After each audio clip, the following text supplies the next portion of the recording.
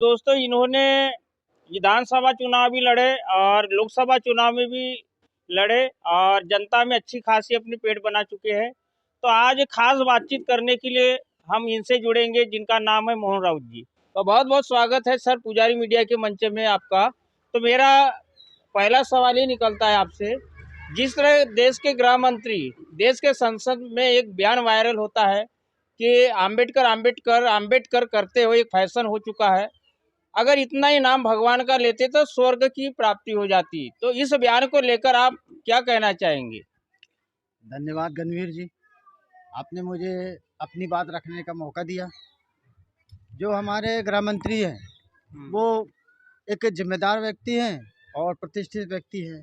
उनका दायित्व जो है तो उनका दायित्व अपने स्थान पे बहुत अच्छा और सराहनीय रहा है।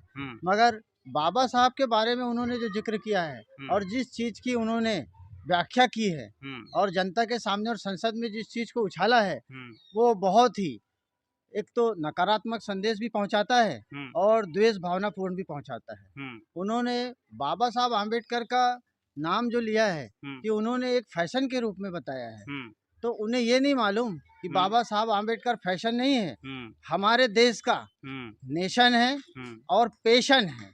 वो हम दलितों का और भारत की जनता का, सारे लोगों का गौरव है।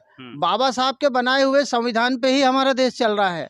जिस आदमी ने इतनी बड़ी चीज को गढ़ा है उसके लिए ऐसे शब्दों का इस्तेमाल करना, क्या आज के युग में कोई आदमी इस तरह का संविधान जो हमारे विश्व में प्रसिद्ध है और सबसे अच्छा संविधान कहलाता है, जिसके लिए माननीय ओबामा जी ने भी कहा था कि अगर ये संविधान हमारे अमेरिका में रहता तो बात ही कुछ और रहती, इससे अच्छा संविधान हो नहीं सकता।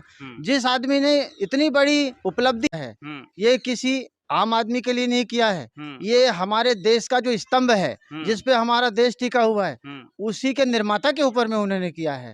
अब सोच लीजिए कि उनकी की हुई टिप्पणी उनके ऊपर क्या असर डालती है, उनकी आत्मा क्या गवारा करती है।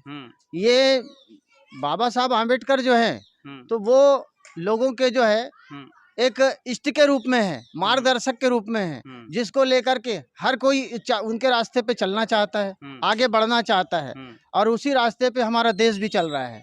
उनको इसके लिए माफ़ी मांगना चाहिए और सार्वजनिक रूप में माफ़ी मांगना चाहिए। थैंक यू सर, हमारे चैनल से जुड़ने। तो आप सुन रहे थे मोहन राउत जी को, तो बहुत बहुत धन्यवाद सर हमारे को टाइम देने के लिए आपका।